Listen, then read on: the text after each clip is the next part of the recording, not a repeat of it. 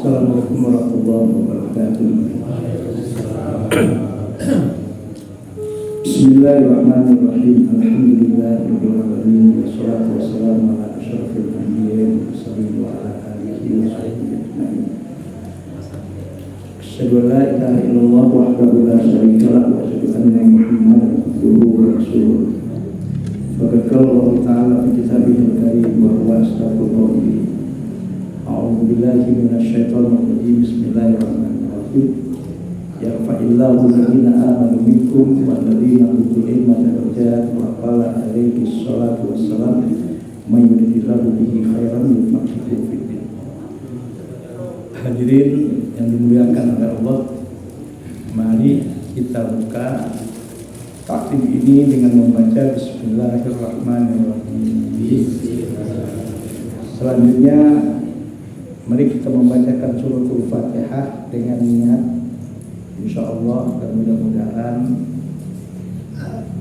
dengan tawassul membaca surat Fatihah ini kita doakan orang-orang tua kita, guru kita, keluarga kita, sama famili kita, orang-orang yang kita cintai atau yang pernah berjasa dalam hidup kita, dan siapapun dari jamaah kita atau siapapun yang pernah menyumbangkan sebagian harta tenaga pikirannya untuk masjid ini, yang diuji, yang telah meninggal dunia dan telah meninggal dunia, kita doakan mudah-mudahan mereka semua diampuni oleh Allah segala dosa, kesalahan dan kesilapan mereka.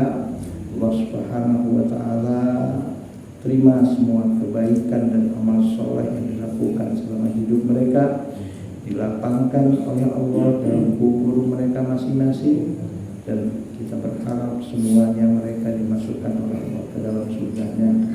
Dengan Fatihah ini juga kita bertawassul dan berniat, kalau ada di antara kita, orang tua kita, keluarga kita, sanak famili kita, orang-orang yang berjasa dalam hidup kita, atau siapapun dari jamaah masjid Rizqan Hasanan ini, atau siapapun yang pernah menyumbangkan sebagian harta tenaga pikirannya untuk masjid ini, atau kita sendiri yang diuji oleh Allah dengan berbagai macam kesulitan hidup, berbagai macam persoalan hidup, kita berharap mudah-mudahan diberikan solusi dan jalan keluar yang terbaik dan mulia menurut Allah Subhanahu wa ta'ala. Dan yang diuji oleh Allah dengan berbagai macam penyakit, baik penyakit lahir maupun penyakit batin, kita berdoa, ya Allah, sembuhkan dan angkat penyakit yang diderita. Dan kita berharap juga semoga Allah Subhanahu wa ta'ala menyehatkan kita semua, kesehatan lahir dan batin, meluaskan rezeki kita menjadi rezeki yang halal, rezeki yang berkah, yang membawa kepada kemuliaan hidup dunia dan akhirat. Anak-anak kita, keturunan kita semua menjadi anak-anak yang soleh dan soleh, yang taat beribadah kepada Allah, yang berguna bagi agama nusa dan bangsa. Dan kita sebagai orang tua diberikan kekuatan dan kemampuan dalam mendidik mereka semua. Alhamdulillah, alhamdulillah, insyaallah, al-Fatihah. A'udzubillahi minasyaitonir rajim. Bismillahirrahmanirrahim. Alhamdulillahirabbil alamin, arrahmanir rahim, maliki yaumiddin. Iyyaka na'budu wa iyyaka nasta'in. Ihdinas siratal mustaqim. Siratal ladzina an'amta 'alaihim ghairil maghdubi 'alaihim waladdallin. Hadirin yang dimuliakan oleh Allah, hari ini kita akan sedikit berbagi ilmu, mudah-mudahan dan ilmu ini menjadi ilmu yang bermanfaat dan berkah yang bisa kita amalkan dalam kehidupan ini, yaitu bertemakan tentang bagaimana kita sebagai umat Rasulullah ketika bersin dan saudara kita yang seiman, apa yang diungkapkan ketika mendengar ada saudaranya yang seiman di hadapannya bersin. Dalam satu hadis sahih yang diriwayatkan oleh Al-Imam Al-Bukhari dari sahabat Rasulullah SAW yang bernama Ali bin Abi Thalib radhiyallahu anhu, anin Nabi sallallahu alaihi wasallam qala, kata Ali bin Abi Thalib bahwasanya Rasulullah sallallahu alaihi wasallam bersabda, idza atosa ahadukum, jika ada di antara kalian ya, atosa itu dalam bahasa kita adalah bersin ya, kalau kata bahasa Betawinya bangkis ya. Bagaimana sikap kita yang bersin itu? Kata Rasulullah, al-yaqul alhamdulillah, hendaklah yang bersin itu mengucapkan alhamdulillah, segala puji bagi Allah. Nanti kita bahas ya. Kemudian wal yaqul lahu akhu, hendaknya saudaranya yang seiman yang di sampingnya atau yang di kiri, yang kanannya, yang di depan, yang di belakangnya, kalau mendengar ada saudara yang seiman bangkis, maka saudaranya yang seiman yang mendengar tersebut, Rasulullah katakan wal yaqul lahu yarhamukallah, yang mendengarkan itu hendaklah dia membaca yarhamukallah. Apa arti alhamdulillah? Segala puji bagi Allah. Karena apa? Karena dia sedang diberikan oleh Allah Subhanahu wa taala nikmat ketika bersin itu. Dan yang mendengarkan ada saudaranya bersin berarti dia melihat saudaranya di depan matanya mendapatkan nikmat dari Allah Subhanahu wa taala. Maka yang melihat saudaranya yang seiman yang ada di kiri, kanan, depan, belakangnya ya, dianjurkan untuk mengucapkan yarhamukallah. Artinya semoga Allah senantiasa hari ini, sekarang dan akan datang senantiasa memberikan rahmat dan kasih sayangnya kepada engkau wahai saudaraku. Kemudian orang yang bersin itu ketika dia mendengar saudaranya yang seiman ya, mengucapkan yarhamukallah, maka dia diajarkan oleh Rasulullah falyaqul lahu yahdikumullahu wa yuslihu balakum.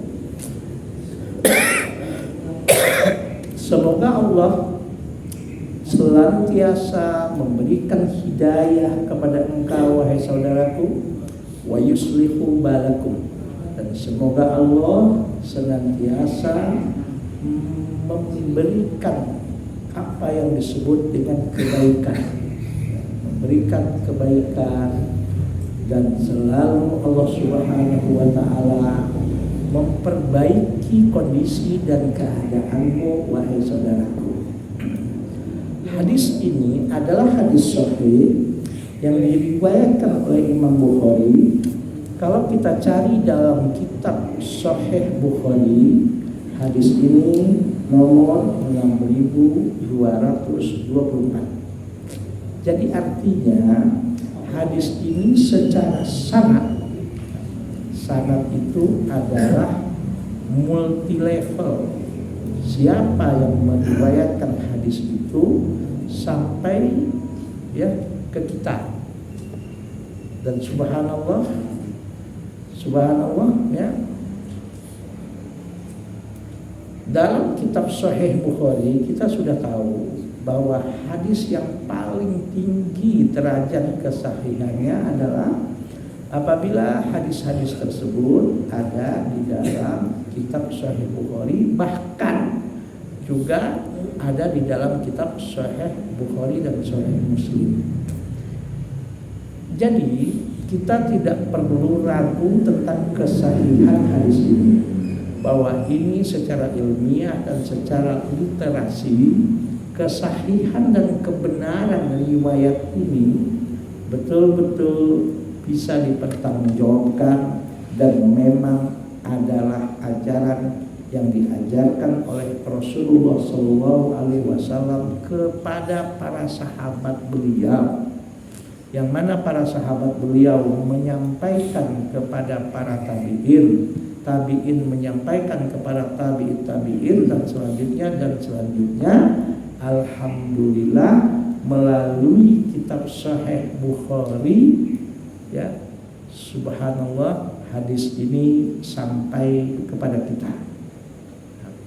Jadi kita tidak perlu memperdebatkan apakah ini valid atau tidak.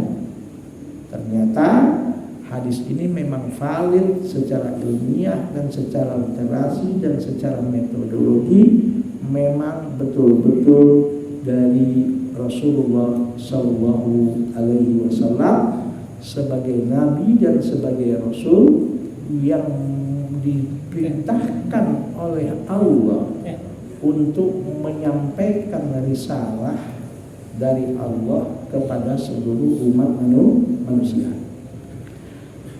Nah, usikum wa nafsi wa iyaya bittaqwallah. Bersin itu apa? Bangkis itu apa? Kalau bahasa Betawinya bangkis apa ya? Tahu bahasa Jawanya apa ini, Pak? Wain. Apa? Wain. Bukan wahin. Wain nanti ceritanya dibedah gitu nanti kalau wahin. Yang ngerti bahasa Inggrisnya kan wahin ya. Kalau kata bahasa Betawinya bebangkis. Ya, bangkis. Kalau bahasa Indonesianya adalah bersin. Saya yakin dan percaya 100% Bapak dan Ibu yang ada di depan saya sekarang yang sedang hadir di majelis ini, ya, di majelis ini pasti pernah bangkis dan pernah bersin itu. Ya, ada yang nggak pernah? Nggak ada kan? Ada, Pak? Ada. Nggak ada ya? Semua pernah bersin kan? Alhamdulillah. Siapa yang nggak pernah, Pak? Pak Rahman. Yang benar. Pasti semua pernah bersin.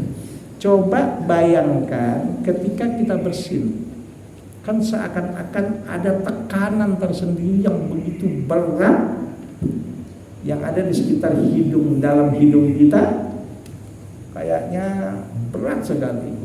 Kalau belum keluar itu beban, kayaknya beban yang berat apa ya, yang ada di sekitar dalam hidung kita. Kalau belum keluar itu beban, rasanya gimana, Pak? Mau bangkis, nggak jadi. Beban itu, kesel bahkan. Tapi ketika pas bersin, nikmatnya bukan main. Walaupun ada sate di depannya, masih lebih nikmat bersin daripada makan sate. Yang enak mah dua-duanya. Habis bersin ada sate, itu yang enak.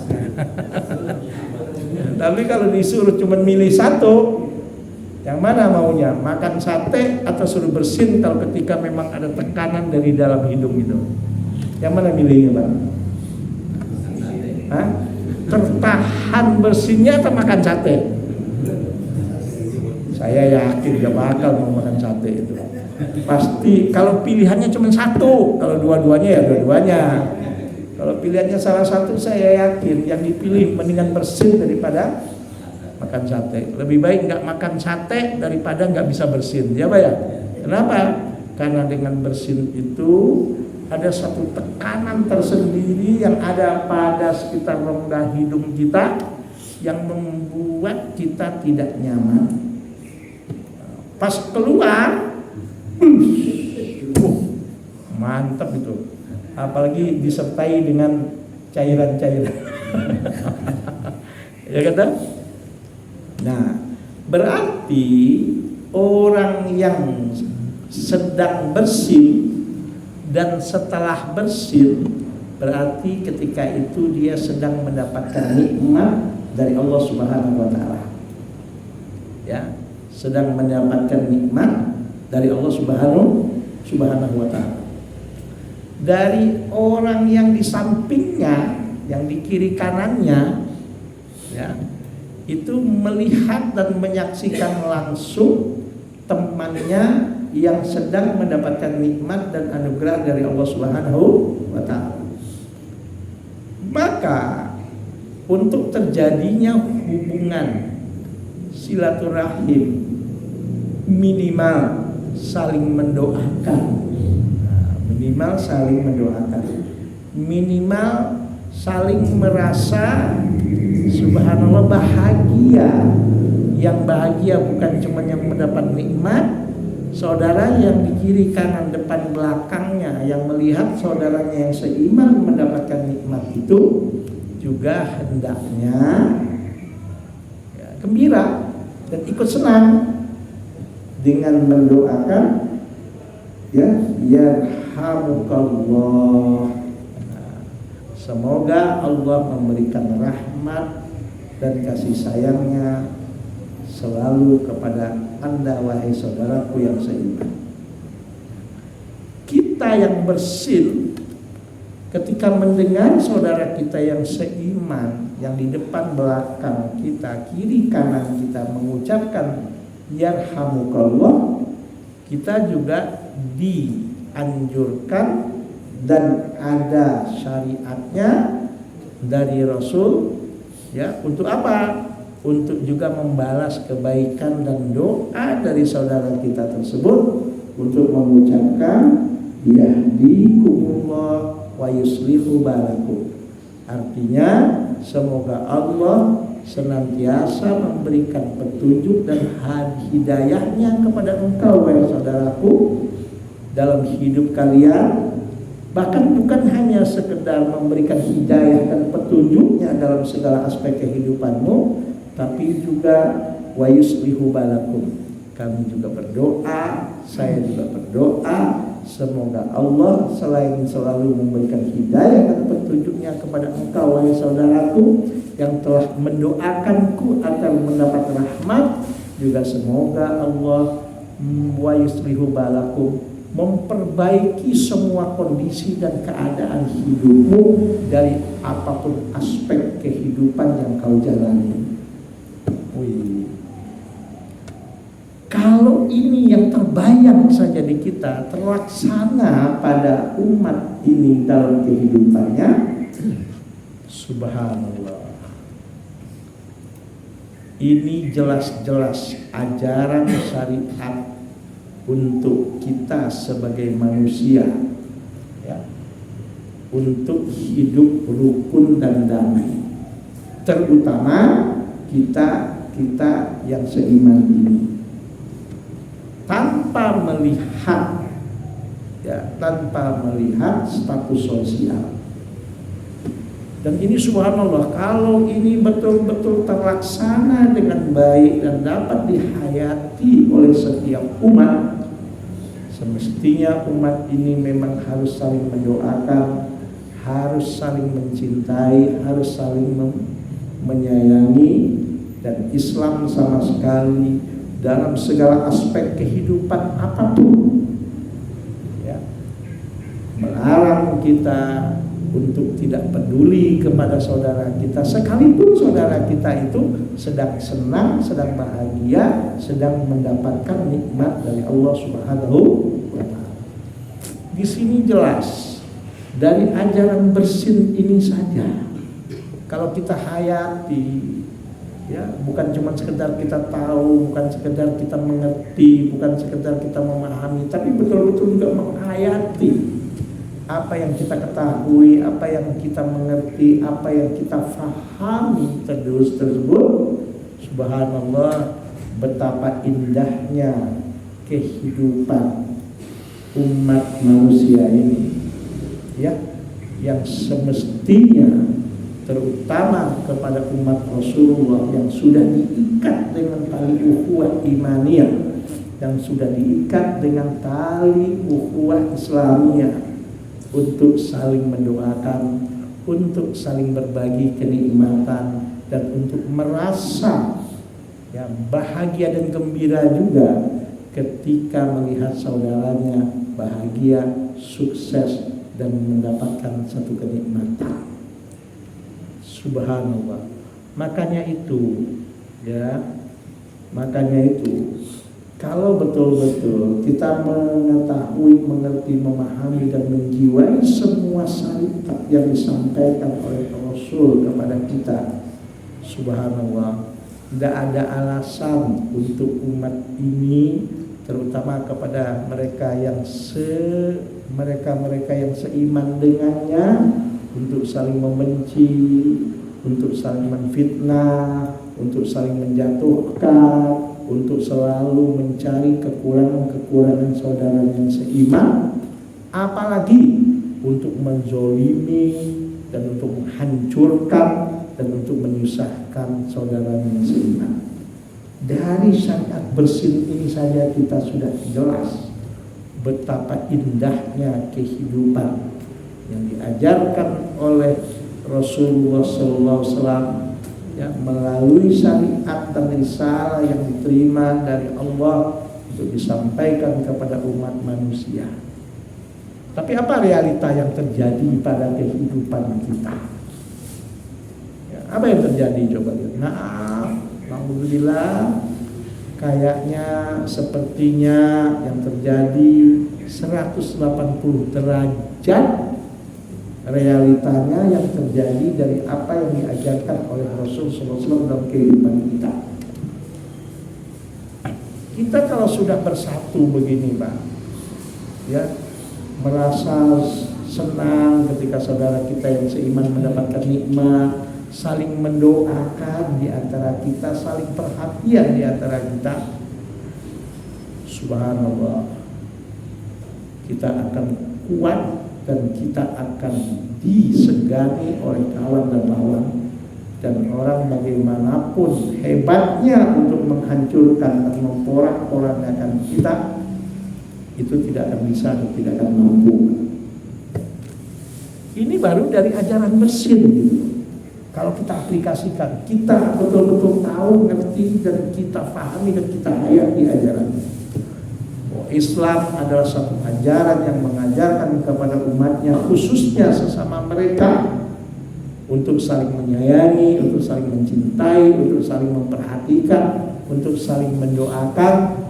Dan ketika ada saudaranya yang seiman mendapatkan kenikmatan, mendapatkan hal-hal yang baik dalam hidup mereka, idealnya dan semestinya kita juga merasa bahagia dan senang dengan kenikmatan yang didapatkan oleh saudara kita tersebut. Makanya sering saya katakan di tempat ini, Pak, kalau umat Islam ini memahami secara benar dan utuh tentang syariat Islam ini, gak ada yang namanya maaf, ya, memutus silaturahim itu gak akan ada, gak akan terjadi, Pak. Kalau Islam itu, ajaran Islam itu difahami, diketahui, dimengerti, difahami dan dihayati dengan benar, gak ada itu. Yang ada adalah saling mencintai, saling menyayangi, saling tolong menolong. Itu yang ada. Tapi apa yang terjadi pada umat ini sekarang, Pak? Yang terjadi gak sedikit, alhamdulillah, ada sebagian umat ini kalau sudah masuk dalam satu kajian komunitas tertentu, dalam kajian mereka dengan guru mereka, ya Allah, melihat umatnya yang saudaranya yang seiman, bahkan saudara-saudaranya yang pernah berjasa dengan dia, hanya cuman karena perbedaan pemahaman, dan perbedaan pemahamannya pun bukan dalam hal-hal yang bersifat prinsip, apalagi yang bersifat keimanan, hanya bersifat hal-hal yang disebut dengan khilafiyah. Tapi begitu memandang saudaranya yang berbeda dengan dia, sudah dengan mata kebencian.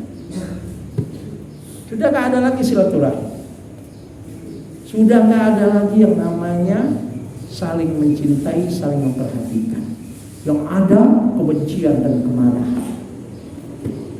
Kan kita bisa lihat toh, bagaimana orang memandang kita, yang kita tahu pandangannya adalah pandangan kebencian. Bagaimana orang mengucapkan ucapan-ucapan kepada kita yang ucapannya sebetulnya dia benci kepada kita bisa paham kok. Betul nggak Pak? Ini pasti ada yang salah dalam metodologi dan di dalam menyimpulkan apa yang dipahami. Karena kalau seandainya metodologi yang digunakan benar dan bisa dipertanggungjawabkan validitasnya secara keilmuan dan secara literasi, hal itu nggak akan terjadi dan mustahil terjadi. Karena Allah bilang wa ma arsalnaka illa rahmatan lil alamin. Tidaklah aku mengutus engkau hai Muhammad. Kata-katanya arsal, yaitu membawa risalah yang untuk disampaikan kepada umat manusia. Kecuali kata Allah rahmatan lil alamin. Risalah yang kau sampaikan itu adalah sebagai sarana agar ya dalam kehidupan yang ada di alam semesta ini terjadi apa yang disebut dengan rahmat, kasih sayang, saling mencintai, saling memperhatikan, dan saling menghormati dan menghargai di antara kalian wahai umat Rasulullah SAW. Bahkan bukan hanya kepada saudara yang seiman, kepada saudara yang tidak seiman pun Islam mengajarkan kita harus berbuat baik, apalagi dengan saudara yang seiman. Ya Pak ya, haram hukumnya umat Islam itu menyakiti tetangganya, menyakiti temannya dengan cara apapun dan dengan alasan apapun. Ya, kalau perbedaan keimanan yang jadi alasan, nggak boleh. Sampai Rasul berkata kok, man adza dhimmiyan faqad adzani wa man adzani faqad adzallah. Barang siapa yang menyakiti orang kafir yang berbeda keyakinan dan berbeda akidah dengan kalian, kata Rasul, sekalipun dia itu tidak beriman dan berbeda akidah dengan kalian, tapi dia mau hidup rukun damai dan berdampingan dengan kalian, kata Rasul, haram dan tidak boleh kalian menyakitinya dan kalian tidak boleh menzoliminya. Kalau semata alasan kalian menzoliminya adalah karena cuma perbedaan keimanan dan perbedaan keyakinan. Barang siapa yang menyakiti orang kafir zimmi tadi, orang kafir yang mau hidup rukun damai dan gak resek dengan kita, dan gak mau merangi kita, gak menyusahkan kita, dan tidak menjaga dan menyengsarakan kita, kata Rasul, maka kata Rasul sama juga menyakitiku.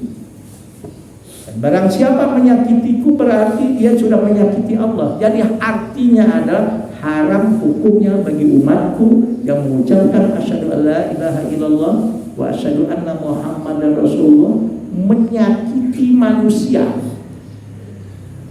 Ya. Menyakiti manusia yang alasannya hanya perbedaan keyakinan dan perbedaan keimanan. Ayo, kurang toleransi apa Islam itu? Itu masuk dalam ajaran Islam. Kepada manusia yang berbeda keyakinan pun kita tidak boleh menyakitinya kalau alasannya hanya semata perbedaan keimanan dan perbedaan keyakinan dengan mereka. Ini kepada saudaranya yang seiman, ini kepada tetangganya, yang mana kalau ada masalah, ada musibah, yang datang duluan nolongin dia itu tetangga yang di sebelahnya. Betul nggak Pak? Kalau ada musibah, ada bencana, yang duluan ngebantu kita Pak, yang Bapak tinggal di komplek ini nih, Green Garden ini nih, kalau ada maaf naudzubillah, mudah-mudahan ya, naudzubillah, kalau seandainya terjadi bencana, terjadi musibah pada diri kita dan keluarga kita, siapa duluan yang bantuin Pak? Apakah saudara kita yang di Pondok Indah? Hah? Apakah saudara kita yang ada di Bintaro sektor 9? Hah? Siapa yang akan membantu kita duluan? Ya tetangga dulu. Ini kadang-kadang alhamdulillah di perumahan nggak terjadi. ini kadang-kadang ada tinggal di satu tempat, di satu komunitas, 10 tahun dia tinggal di situ, siapa di tetangganya dia nggak mau kenal dan nggak mau tahu. Tapi alhamdulillah sini mah nggak ada, alhamdulillah. Yang kadang-kadang ya dengan saudara yang seiman berbeda hanya masalah khilafiyah.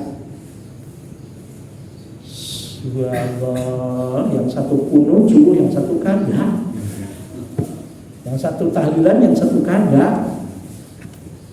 Ya Pak ya?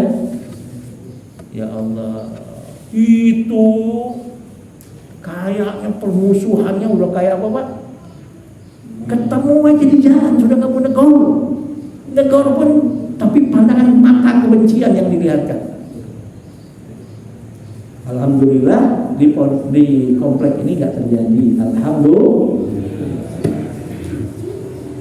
Coba bersin saja Pak. Satu ajaran dari Allah yang disampaikan oleh Rasul Muhammad SAW kepada umat manusia dan disuruh mempraktekkan umatnya yang beriman. Ketika ada saudaramu yang seiman, yang kau sudah diikat dengan tali ukhuwah imaniyah, ukhuwah islamiyah, coba bayangkan Rasul katakan, ketika kau bersin, cepat langsung mengucapkan alhamdulillah, karena bersin itu adalah satu nikmat dari Allah Subhanahu wa Ta'ala. Dan saudaranya yang mendengar dan melihat langsung ketika ada saudaranya yang seiman mendapatkan nikmat itu, baru bersin saja, belum nikmat, oh alhamdulillah anaknya sukses, oh alhamdulillah bisnisnya goal, alhamdulillah, oh alhamdulillah dia dapat menantu, subhanallah. Sahabat kita yang satu ini, subhanallah, nikmat banget ya, udah menantunya cakep, yang perempuan udah menantunya ganteng, yang laki-laki subhanallah, soleh, pintar, dermawan ini. Ya Allah, nikmat banget itu saudara kita, tetangga kita yang satu itu. Anak putrinya pun cantik, menantunya pun ganteng. Bukan cuma cantik dan ganteng, soleh lagi dan solihah. Bukan cuma soleh dan solihah lagi, subhanallah, pintar lagi. Bukan cuma sekedar pintar, subhanallah, saudagar lagi, banyak duitnya. Bukan cuma saudagar, tapi juga dermawan dan banyak memberikan manfaat untuk orang banyak. Ini kadang-kadang kalau ada saudara kita mendapatkan satu kenikmatan, waduh, dari mana dia dapat ya? Tahu-tahu kaya, kok tahu-tahu dapat menantu kayak gitu, dipelet dari itu katanya. Apa Pak? Iya, itu kok langsung kata orang kaya, ngepet kali dia tuh. Astaghfirullahaladzim. Itu kepada saudara yang seiman, ini gimana ceritanya gitu? Gimana, apa alasan? Cuman berbeda komunitas dalam kajian udah saling membenci, udah gak mau saling tegur-menegur, dan begitu mudah mengatakan saudaranya yang seiman sesat. Mana akhlaknya? Mana rahmatan lil alamin yang katanya wa ma arsalnaka illa rahmatan lil alamin? Maka ketika syariat Islam yang melandaskan Al-Quran dan hadis, sunnah Rasulullah SAW, dijadikan betul sebagai landasan hukum, sumber hukum, dan disimpulkan dengan cara dan metode yang benar dan bisa dipertanggungjawabkan keilmian dan literasinya, saya yakin kalau disimpulkan oleh orang-orang yang memang bersih hatinya, saya yakin Pak, sekalipun dia berbeda, perbedaan itu bukan dijadikan alasan untuk dia memutus silaturahmi. Benar nggak? Jadi kalau seandainya makin sering dia ngaji, makin benci sama saudara yang seiman, makin gak mau silaturahim, merasa paling benar sendiri. Ada yang keliru dari metodologinya, Pak. Kan pernah kita bahas di sini, logika gampangnya, simpelnya, obat diramu oleh orang yang memang betul-betul mengenal bagaimana cara meramu obat yang benar, dengan obat yang diramu oleh orang yang nggak ngerti, nggak paham, nggak menjiwai dan nggak mengenal bagaimana cara meramu obat. Walaupun bahan obatnya sama, tapi saya yakin hasil ramuannya akan berbeda. Betul, Pak? Yang diramu oleh orang yang memang kompeten dalam meramu obat itu, insya Allah itu jadi obat. Dan dengan obat itu insya Allah sebagai, ya, subhanallah, hanya sebagai wasilah dan perantara Allah menyembuhkan penyakitnya dan meringankan penyakit. Tapi kalau bahan-bahan obat itu diramu oleh orang yang nggak kompeten, yang nggak bisa dipertanggungjawabkan, dia nggak tahu berapa dosisnya, berapa ampul, berapa mili, dia nggak ngerti. Asal ngeramu aja tuh, Pak, obat itu, Pak, ngasal, bukan malah sembuh, malah obat itu bisa jadi racun.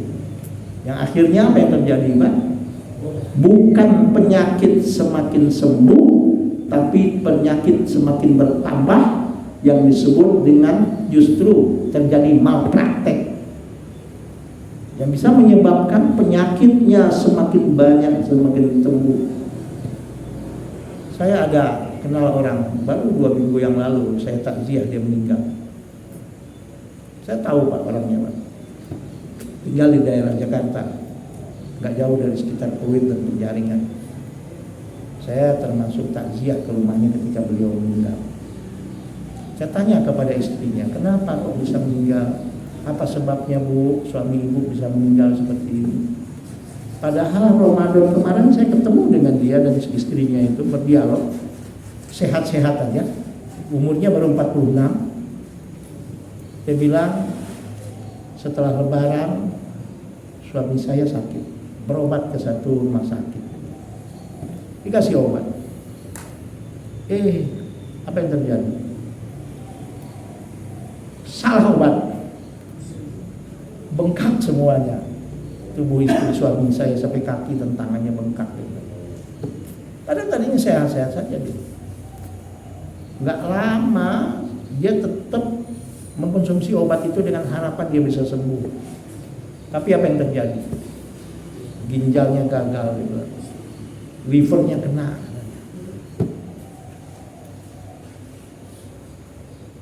Meninggal dunia dalam usia masih 46 tahun. Itu yang terjadi, Pak, karena salah mendeteksi penyakit dan memberikan obat. Saya juga pernah tahun 2008, Pak. Ini yang saya alami sendiri. Saya pernah berobat ke satu rumah sakit yang cukup elit di Jakarta, ya, karena ada dokter yang saya kenal di situ yang menyarankan saya berobat di situ.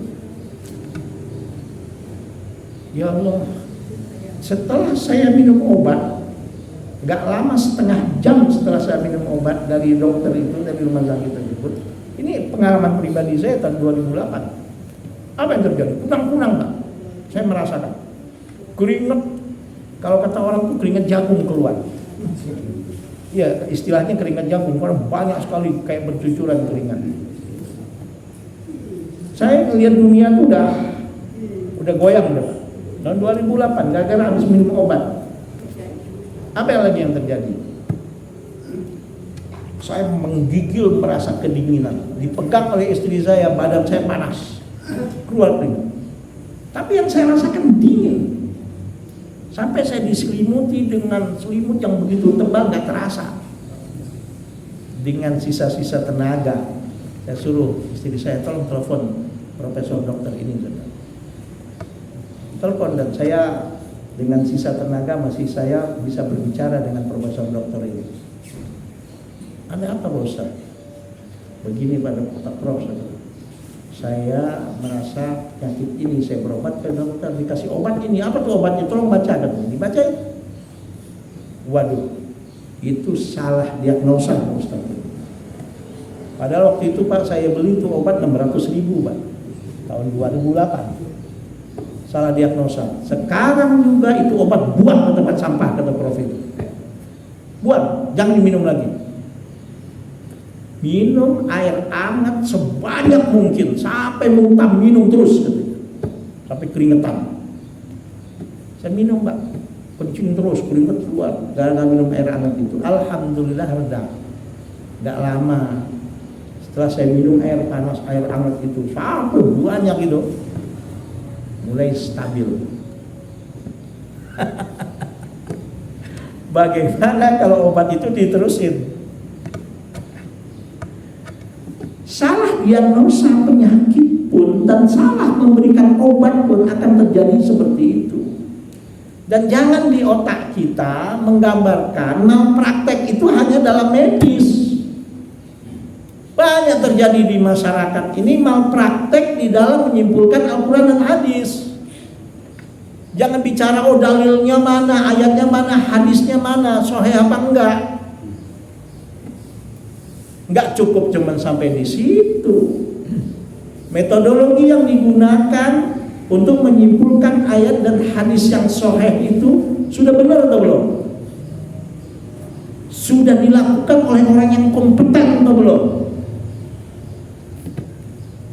Kalau dilakukan oleh orang-orang yang maaf, yang cuma semangatnya yang tinggi, tapi metodologinya salah, dan dia sebetulnya belum kompeten untuk menyimpulkan Al-Quran dan hadis yang kedudukannya sebagai sumber hukum tadi, ya wajar Pak terjadi malpraktek dalam kesimpulan Al-Quran dan hadis tersebut, yang akhirnya yang terjadi di masyarakat bukan rahmatan lil alamin, tapi saling menjatuhkan, saling menfitnah, saling merasa paling benar sendiri, dan dengan begitu mudah mencaci maki saudara yang seiman, bahkan memutus silaturahim dengan orang-orang yang selamanya dengan dia, bahkan yang banyak berjasa dengan dia pun kadang-kadang diputus silaturahimnya.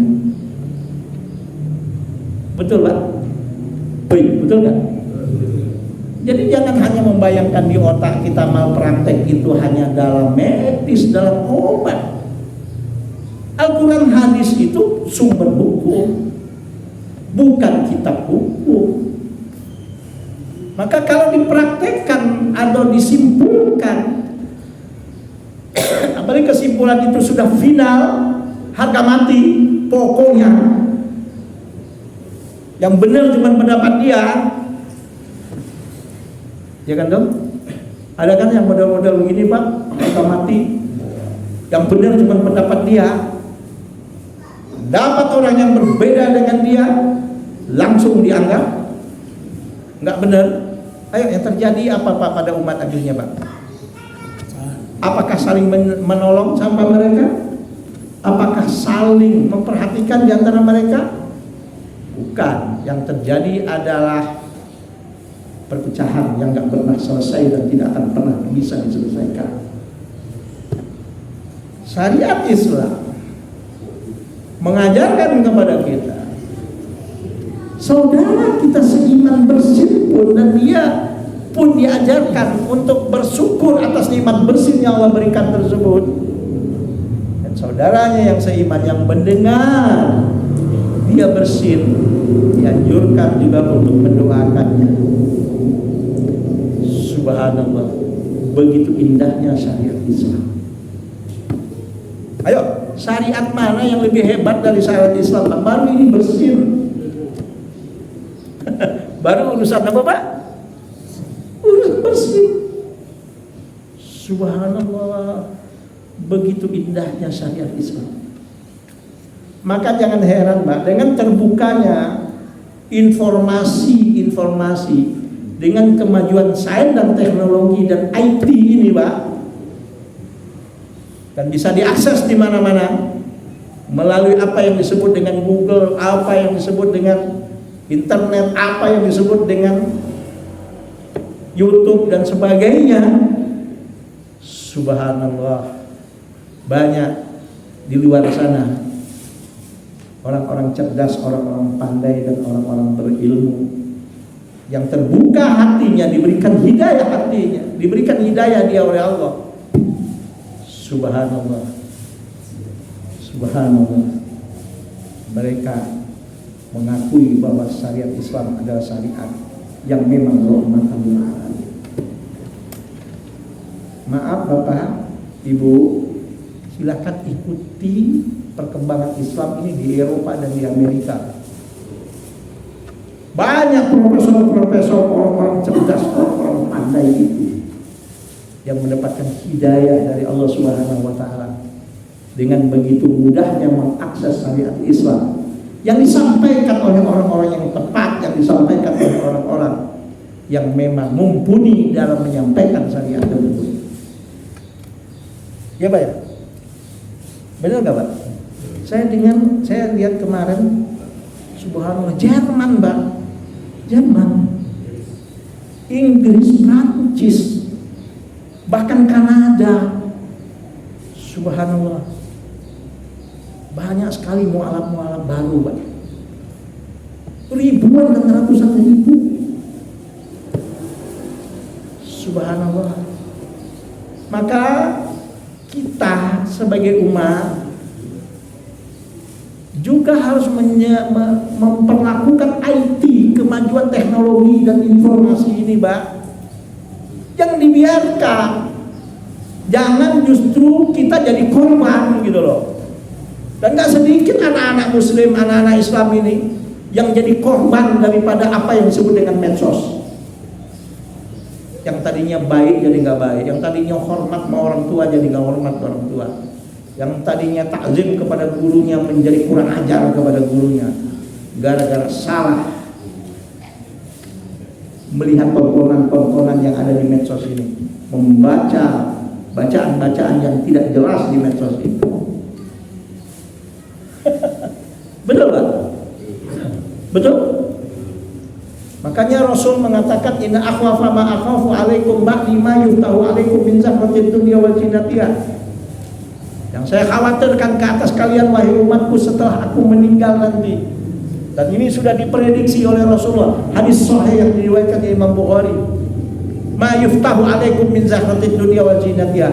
Ketika dunia ini sudah dibukakan oleh Allah begitu indah, begitu mudah dan begitu instan dan begitu dekat. Kalau sekarang disebut dengan era globalisasi dan era informasi, ini zaman yang sangat ditakutkan oleh Rasulullah SAW kepada umatnya. Khawatir umatnya menjadi korban medsos, khawatir umatnya menjadi korban informasi tersebut karena tidak pandai menyaringnya. Bukan cuma yang tua, anak-anak pun sudah jadi korban. Banyak anak umur 3 tahun, 4 tahun, ya Allah, hilang kesadarannya gara-gara diberikan alat komunikasi yang semestinya belum waktunya untuk diakses oleh anak tersebut. Betul kan? Maka Rasul bilang dalam satu hadis yang diriwayatkan oleh Imam Tirmidzi, al-malu sholih fi yadi rajuli sholih. Harta yang baik tergantung siapa yang mengendalikan harta tersebut. Karena yang mengendalikan adalah orang yang memang baik, yang soleh, insya Allah harta itu akan mendatangkan manfaat dan kebaikan. Coba betapa indahnya syariat Islam Pak. Bersin saja bisa menyatukan umat ini. Bersin saja bisa mempererat ukhuwah di antara umat ini. Bersin saja bisa membuat umat ini untuk saling menyayangi, untuk saling mengasihi dan untuk saling perhatian dan untuk saling mendoakan. Bagaimana dengan syariat-syariat lain? Baru syariat bersin saja begitu indahnya syariat Islam.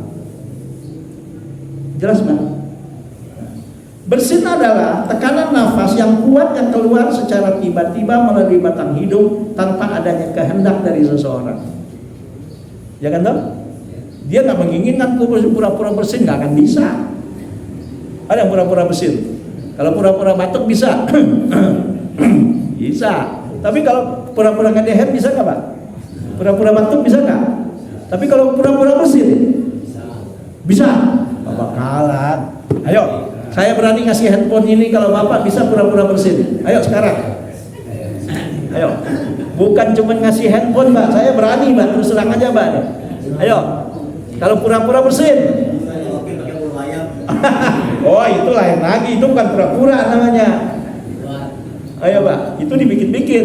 Ayo nih, saya berani ngeluarin yang ada di kantong saya. Ayo Pak. Siapa yang bisa pura-pura bersin? Oh itu bukan pura-pura, itu dibikin-bikin. Pura-pura bersin. Bisa nggak? Nggak ada. Karena apa? Bersin itu adalah tekanan nafas yang kuat yang keluar secara tiba-tiba melalui batang hidung tanpa adanya kehendak dari seseorang. Kalau kilik-kilik itu bukan pura-pura, namanya menggigil. Ya kan Pak ya? Tekanan tersebut timbul akibat guncangan pada selaput hidung, atau bisa juga tekanan tersebut timbul akibat penyakit sebagaimana yang terjadi pada seorang yang menderita influenza. Memang ada kuman di dalam hidungnya itu, tapi imunnya kuat sehingga kekuatan fisiknya itu mampu mengeluarkan ya yang negatif dalam tubuhnya tersebut. Subhanallah. Jika tekanan itu tertahan, maka hal itu akan berdampak pada lemahnya fisik seseorang. Ayo, mau bersin nggak bisa-bisa. Wah, penderitaan Mbak. Betul nggak Pak? Mau bersin ya? Penderitaan. Orang kasih sate mau makan. Gak bakalan Mbak. Saya lagi ya. Tapi pas keluar, bus, wih, lega semua, tenang. Saraf-saraf dari ujung rambut ke ujung kaki merasa subhanallah, satu kenikmatan yang tersendiri yang boleh jadi dengan rupiah gak bisa dibeli. Coba bayangkan, syariat bersin saja membuat umat ini begitu. Yang bersin bilang alhamdulillah karena dia mendapat nikmat dari Allah, bisa keluar yang negatif dalam tubuhnya, tekanan tubuhnya yang ketika itu kalau tidak keluar bisa jadi masalah bagi fisiknya. Yang mendengarkan saudaranya yang bersin ketika saudaranya mengucapkan alhamdulillah pun ikut bahagia dan mendoakan apa yang didoakan, yarhamukallah, semoga Allah selalu memberikan rahmat dan kasih sayangnya kepada engkau. Karena dia didoakan, dia juga bukan iya. Dia juga disunahkan mendoakan saudaranya, mendoakan dia untuk mengucapkan yahdikumullah wa yuslihu balakum. Semoga Allah senantiasa memberikan hidayah dan petunjuknya kepada engkau, dan insya Allah juga aku doakan semoga Allah membereskan dan membaikkan semua kondisi kalian. Yang sakit disembuhkan oleh Allah penyakitnya, yang dalam keadaan kesulitan dalam ekonomi diberikan jalan keluar oleh Allah. Subhanallah, betapa indahnya kehidupan umat ini cuman gara-gara syariat bersin. Betul Pak? Untuk itu disunahkan bagi seorang yang bersin agar bertauhid, karena Allah telah berkenan untuk menggampangkan keluarnya zat yang tersumbat tersebut dari dalam hidungnya. Berkenaan dengan itu pula, maka disunahkan bagi yang mendengarkannya untuk mendoakan orang tersebut dengan mengatakan yarhamukallah, semoga Allah merahmatimu. Dan doa ini adalah doa yang sesuai untuk diucapkan bagi orang-orang yang disehatkan jasadnya.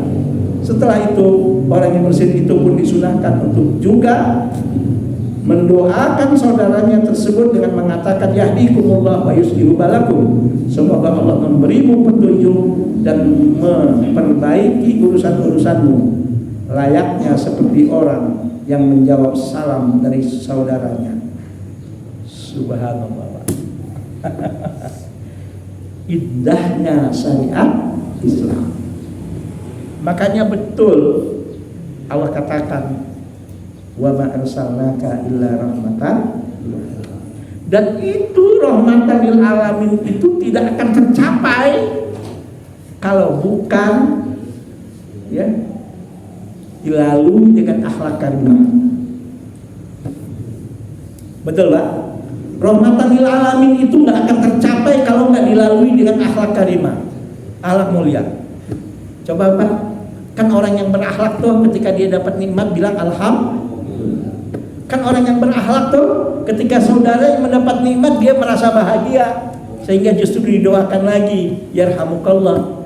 Dan juga seorang yang berakhlak karimah tuh ketika dia tahu saudaranya merasa bahagia dengan dia mendapatkan nikmat dari Allah dan juga mendoakan. Dan seorang yang berakhlak karimah juga enggak cuma diam ketika saudaranya yang mendoakannya, juga dia ikut mendoakan. Yahdikumullah wa yuslihu balakum. Subhanallah, begitu indah syariat Islam. Jadi alhamdulillah ya Alhamdulillah. Pak, nikmat gak Pak pas bersin Pak?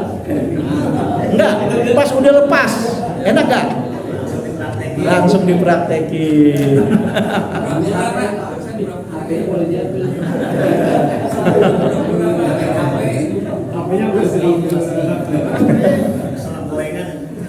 Oke, ada pertanyaan silahkan. Ayo silakan. Ayo silakan. Kemarin beliau nggak nanya lagi temanya apa gitu. Kalau saya maunya temanya apa, lihat aja di kitab, ada punya kitab gitu loh Pak. Jangan saya kasih tahu tema. Kalau saya kasih tahu tema kayaknya saya mulu yang suruh perhatiin gitu. Oke Pak, silakan kalau ada pertanyaan. Ya, monggo. Ini masalah perbedaan. Saya mendengar katanya hadis menyatakan perbedaan itu rahmat. Yang ingin saya pastikan apakah betul memang itu hadis, karena itu kan sebatas apa perbedaan itu masih ditolerirkan memang rahmat, berarti perbedaan Ya. Bisa dianggap sebagai satu hal yang wajar. Nggak perlu kita misalnya mengajak orang untuk ya kita tetap nggak perlu berdakwah, nggak perlu mengajak ke kebenaran begitu. Itu aja Ustaz. Perbedaan itu rahmat, ya benar 100%. Selama kita pandai dan benar mensikapi perbedaan ini. Kalau kita sudah keluar dari jalur dalam mensikapi perbedaan itu, bukan jadi rahmat, malah bisa jadi petaka. Ada satu buku fikih, nggak begitu tebal seginilah. Judul bukunya adalah Rahmatul Ummah fi Ikhtilafil A'immah. Rahmatul Ummah fi Ikhtilafil A'immah. Rahmat dan kasih sayang yang artinya ya Pak akan terwujud pada umat ini ketika terjadi perbedaan antara imam-imam dan orang-orang yang memang kompeten dalam berbeda.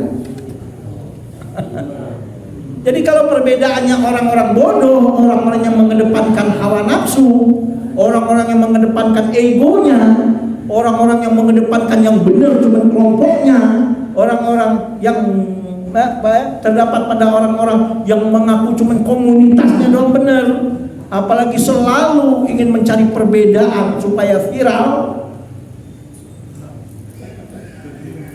Kalau perbedaannya adalah menghancurkan sendi-sendi dan menghancurkan ya Pak ya, prinsip-prinsip, itu harus dibenarkan.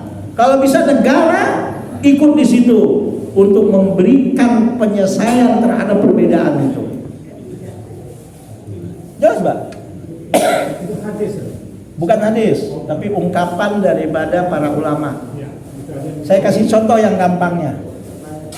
Yang saya kasih contoh yang gampangnya Pak. Nah, karena masih anget-angetnya musim haji, karena jemaah kita masih ada yang haji, masih ada di tanah suci. Itu yang namanya semua ulama mazhab fikih ahli sunnah wal jamaah, mazhab Hanafi, mazhab Maliki, mazhab Syafi'i dan mazhab Hambali, semuanya mengatakan yang namanya tawaf keliling Ka'bah itu harus suci dari hadas besar dan hadas kecil. Saya kasih contoh, Pak. Nah, kalau hadis besar udah sepakatlah, hadas besar sepakatlah, ya. Hadas besar. Ini dah hadas kecil. Gimana? Misalnya, hal-hal yang membatalkan orang sehingga terjadi perbedaan batal atau tidaknya wudhu seseorang. Ayatnya sama, Pak, sumber hukumnya sama. Aula mastumun nisa, kata Allah dalam Al-Quran. Di antara yang membuat batal wudhumu adalah engkau menyentuh wanita yang bukan mahramnya langsung tanpa ada penghalang. Oke? Dalam hal ini ternyata 4 mazhab ahli sunnah wal jamaah, mazhab Hanafi, Maliki, Syafi'i dan Hambali. Silakan baca kitab-kitab fikih, salah satunya Bidayatul Mujtahid fi Nihayatul Muqtasid yang ditulis oleh Ibnu Rushd, seorang ahli filsafat. Ya. Subhanallah, yang bermazhab Maliki, Ibnu Rushd, ya, Ibnu Rushdi. Kalau oleh orang barat supaya nggak kelihatan dia sebagai seorang muslim, Ibnu Rushd ini diganti nama menjadi Averus. Sama dengan Ibnu Sina diganti Avicenna supaya seakan-akan dia bukan orang Islam. Bahkan ada Pak ahli kimia, seorang ahli tafsir yang bernama Abu Zakaria Muhammad bin Abi Bakar, kalau saya nggak salah, Ar-Razi, seorang ahli tafsir, punya kitab tafsir 32 jilid, namanya adalah At-Tafsirul Kabir. Dan dia juga seorang ahli kimia, supaya nggak ketahuan dia sebagai seorang muslim, ulama tafsir yang begitu subhanallah, Pak, hebat, diganti namanya Rezis. Jelas, Pak? Nah, jadi dalam kitab Ibnu Rushdi yang saya katakan Bidayatul Mujtahid fi Nihayatul Muqtasid, ini di pesantren-pesantren diajarkan, Pak. Di tempat saya juga anak-anak kelas 3 aliyah ada pelajaran ini, Pak. Di Gontor juga ada di kelas 3 aliyah, dan hampir semua pesantren diajarkan mata pelajaran yang namanya fikih ikhtilaf ini. Nah, jadi perbedaan dalam masalah batalnya wudhu bagi wanita yang disentuh oleh laki-laki yang bukan mahram tanpa penghalang, menurut Hanafi yang membatalkan adalah kalau sudah terjadi persentuhan, yaitu hubungan suami istri baru batal katanya. Kalau mazhab Maliki dan Hambali mengatakan batal kalau bersentuhannya ada plus syahwat. Mazhab Syafi'i mengatakan batal pokoknya ada syahwat apa enggak, apalagi sampai terjadi hubungan suami istri, pasti batal. Nah, bagaimana cara mensikapinya? Kalau Bapak tanya saya di Indonesia dan di negara-negara yang begitu lemah kontrol atas pergaulan bebas, mazhab Syafi'i itu paling tepat untuk bisa melakukan tindakan preventif sedini mungkin tidak terjadinya pergaulan bebas. Kenapa? Karena diajarkan dari kecil, ya, itu perempuan bukan mahram, jangan main-main. Jadi anak kecil sudah ditanamkan untuk untuk bersikap untuk bersikap hati-hati terhadap orang yang lain jenisnya yang bukan mahramnya. Bersentuhannya jangan dong. Paham, Mbak? Kemudian kalau mazhab Syafi'i ini dipraktekkan di Mekah ketika kita haji atau umroh pada waktu ini, kalau dulu enggak. Pada waktu sekarang ini yang udah banyak begitu umat, sampai kiamat tawaf kita nggak akan sah. Kenapa tidak sah? Karena kalau kita nggak nyenggol, kita disenggol. Disenggol masih mending, diinjak sama perempuan hitam yang gede itu, Pak.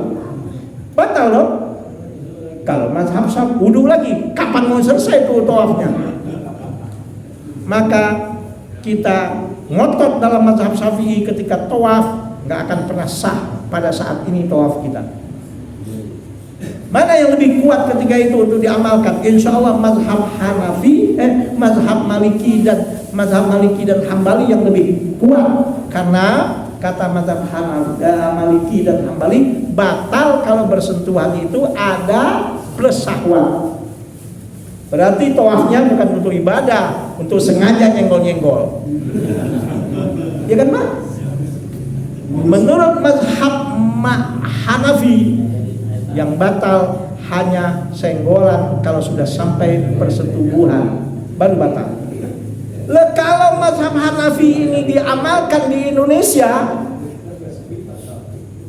ya ini rentan, Mbak. Tapi bisa diamalkan di tempat-tempat yang memang pada saatnya layak dan pantas untuk diamalkan. Kalau untuk di Indonesia nggak layak. Ini kadang-kadang baru ngaji kemarin doang, taunya, oh nggak batal, udah ngomong sama masyarakat. Satu lagi, baca Bismillahirrahmanirrahim ketika Fatihah. Kalau Bapak tanya saya, seorang imam yang mengerti dan paham tentang ajaran yang benar, dan memang dalam baca Fatihah ini, ya, menurut Imam Syafi'i Fatihah harus dijelaskan. Menurut Imam Hanaf bukan cuma dibaca tapi dijelaskan menurut Syafi'i. Menurut Hambali dan Maliki, ya, menurut Hambali baca dan wajib baca Fatihah tapi disirkan. Menurut mazhab Hanafi dan Maliki nggak perlu baca Fatihah. Kalau Bapak tanya saya, di Indonesia yang mayoritas umatnya dari kecil diajarkan paham mazhab Syafi'i, apa yang terjadi? Kita imam harus bijak. Mayoritas jemaah kita yang bagaimana? Oh, bermazhab Syafi'i yang dari kecil Bismillah diajarkan. Ini baru ngaji kemarin, langsung Alhamdulillahirabbil alamin. Fatihah udah nggak dibaca. Heboh jemaahnya. Gimana heboh? Itu kan banyak orang awam yang nggak begitu paham tentang ajaran agama. Iya, nggak salah, Bismillah tetap dibaca walaupun sirron. Tapi kan umat yang di belakang kita jadi makmum, dia nggak punya ilmu sampai sejauh itu. Betul nggak, Pak? Akhirnya apa yang terjadi? Wah, imam kita beda ya sekarang ya. Imam kita Wahabi kali ini. Imam kita, waduh ini kacau nih kalau masjid udah dikuasai oleh imam kayak gini. Ribut lagi umat gara-gara imam yang tidak bijak. Tapi alhamdulillah di masjid ini tidak terjadi. Nggak tahu, kalau terjadi saya nggak tahu. Yang saya tahu nggak terjadi. Oke, Pak? Imam diputuskan oleh DKM kalau sholat subuh baca kunut, dan itu mayoritas umat. Ya memang hal ini bukan masalah wajib atau tidak wajib. Bagi Imam Syafi'i pun kunut itu nggak kunut juga sah. Tapi kalau sudah tahu mayoritas umatnya yang sholat di tempat dia adalah kunut waktu subuh, supaya imam nggak gelisah itu, supaya imam nggak ngomong-ngomong di belakang itu, imam yang beretika dia harus kunut waktu subuh. Kenapa? Ijtihad kunut subuh itu juga metodologinya benar, dalilnya benar dan bisa dipertanggungjawabkan. Juga ijtihad yang tidak kunut juga bisa dipertanggungjawabkan, dalilnya benar. Tapi karena yang di belakang kita mayoritas orang yang awam, supaya nggak terjadi hal yang nggak diinginkan, imam yang beretika yang ngerti, kalau dia tahu mayoritas jemaahnya kunut, dia kunut, jangan nggak kunut sendirian. Atau sebaliknya, dia sholat di masjid yang mayoritas jemaahnya nggak kunut, dia disuruh imam kunut sendirian, heboh lagi. Di situ kedewasaan dalam beragama, dalam mensikapi perbedaan baru rahmat. Tapi kalau dalam mensikapi perbedaan ego yang dikedepankan, cuman pendapat dia doang yang benar, orang banyak dipaksakan, padahal pendapat orang lain pun ada dalilnya, sumber hukumnya jelas, metodologi hukumnya pun jelas, dipaksakan, ya bukan rahmat yang terjadi. Bukan rahmat yang terjadi. Ada Pak Rahmat sini? Rahmat yang terjadi. Jadi perbedaan itu, kalau itu memang perbedaan bersifat khilafiyah, Pak. Khilafiyah itu perbedaan pendapat, sumber hukumnya jelas, sumber hukumnya sahih, metodologi yang dipraktekkan, yang digunakan dalam memahami, menyimpulkan sumber hukum itu juga benar dan bisa dipertanggungjawabkan dengan hati yang bersih. Terjadi perbedaan pendapat, itu khilafiyah. Tapi kalau dia dalam memahaminya salah, kan pernah saya contohkan di sini. Orang mengatakan, oh yang sampai kepada si mayit cuma doa anak kandung, selain doa anak kandung nggak ada gunanya. Itu bukan khilafiyah, itu salah kalau menyimpulkan. Dan ini udah kita bahas. Kenapa terjadi malpraktek di masyarakat ini? Banyak yang berbicara syariat Islam, orang yang nggak ngerti, nggak paham dalam syariat Islam. Usikum wa nafsi wa diyaya bitaqwallah, tahadus bin nikmah, bukan untuk sombong. Kalau Bapak tanya saya, background pendidikan saya, sebelum saya ke Madinah 10 tahun jadi pesantren. Dan di Madinah, saya di Universitas Madinah kuliah di Fakultas Syariah. S2 saya juga jurusan syariah, jurusan metodologi hukum. Dan saya sudah 25 tahun jadi dosen metodologi hukum Islam di kampus. Jelas, Pak? Dan saya mengajar pelajaran usul fikih dan qawaidul fikih udah lebih 20 tahun. Dan ini udah makanan sehari-hari saya. Nah, tapi kadang-kadang yang ajak debat saya tanya, ente ngerti ilmu nahu nggak? Nggak tahu. Ente pernah belajar balaghah nggak? Nggak pernah dengar. Ngerti usul fikih nggak? Waduh, nggak tahu saya. Tapi debatnya kayaknya paling pintar. Pernah saya ladenin kayak gitu, Pak. Apa yang terjadi? Ustaz Faisal nggak berani debat sama saya kan?